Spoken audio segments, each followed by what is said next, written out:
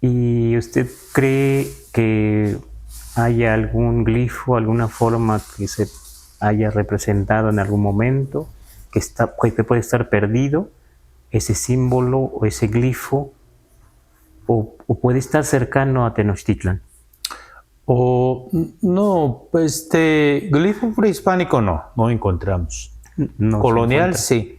Y también aquí pues, debemos considerar los estudios arqueológicos o míticos o otro contexto, ¿no? Yo creo que antes que fundara el pueblo mexica o azteca, ya estaban otros pueblos. Si no, por ejemplo, otomí o arqueólogos dicen allá estaban, ya tienen bastantes hallazgos como de la época tolteca, ¿no?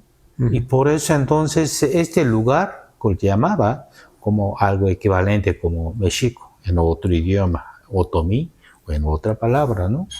Y pues luego podemos pensar con topónimos Tenochtitlan, Tlatelolco, ya tenemos, ¿no? Glifos. Sí. Y también aquí podemos considerar un lugar como muy preciso, ¿no?